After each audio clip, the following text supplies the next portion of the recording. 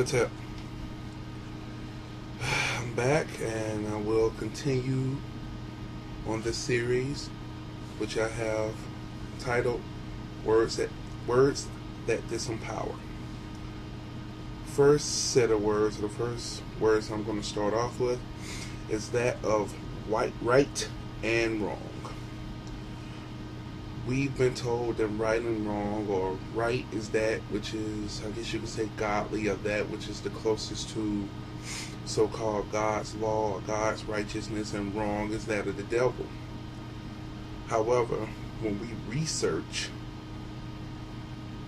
really research, without allowing our emotions to cloud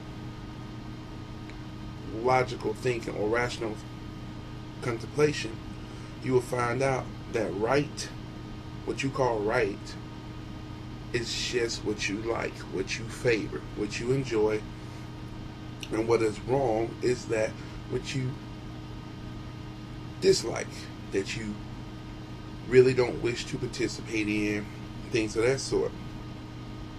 Okay? Right and wrong was used to allow ourselves to lock or to be locked in the programming sequence of judgment. When we're always attempting to deem things so-called right and so-called wrong, we take them out of the universal context of what they're really to be. When we look at it, what we call right or good is actually that which serves us. Wrong is that which doesn't serve us.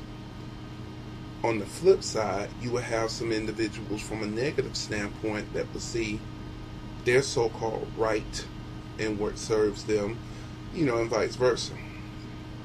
However, I've always been taught, and I've learned, that in life there are principles and guidelines of universal realness and truth that we're to live by. And when we live by those principles, not looking at it as a so-called right and a so-called wrong, looking at the intent in back of that which we are doing, it changes the dynamic, and it allows us to really understand why we are doing and acting along certain lines. Okay? So we should look at removing right and wrong from our programming. Okay? Specific word, programming. And inserting what serves me or us, the whole, and what doesn't serve the whole. Now, this can be a rather complex dynamic, even though it's very simplistic. When we look at anything that serves us righteously, serves us righteously, serves us righteously, serves the whole righteously, we're looking at things that once the action has been put out, it does not hinder anyone else from the things they wish to accomplish, as long as those things do not infringe, impose, and prohibit other life forms from their life, from their path, from their learning experience.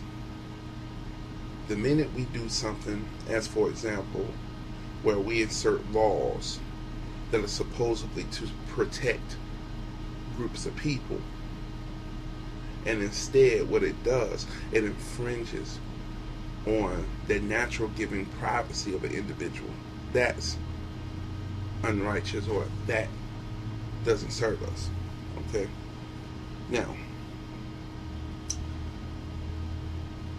I'm sure you all have heard of people, especially in New Age thought, speaking of the sacred place or their special place in their mind. This is also known as comfort zone. And those two words there can be used Also, to block us from accepting reality from what it really is.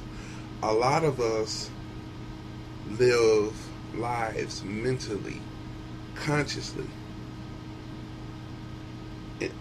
For example, you'll have a person that'll take a particular word or phrase from a Bible or any type of spiritual book, and they will attempt to change it for their comfort into what they wish it to be, or this is what this means to me.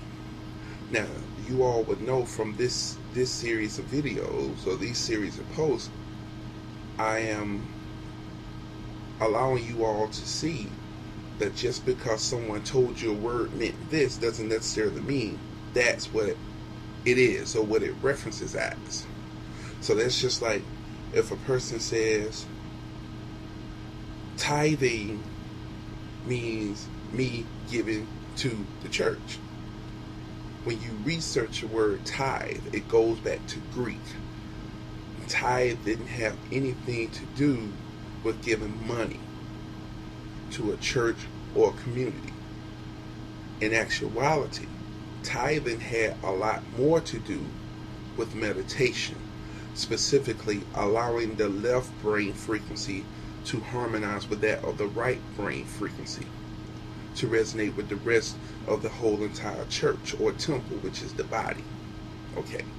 However, we have been convinced and have been told that it means this because it serves someone else's or another group's agenda.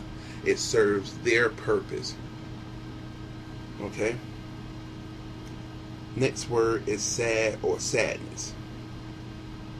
And when we are sad or acting out in sadness, it means that it's a love act out in a paradigm of separation. When we are sad, we feel detached from something or someone. The important thing to understand is that we're never separate from anything in the multiverse. There is no one thing or things separate from anything. There is no thing that is independent.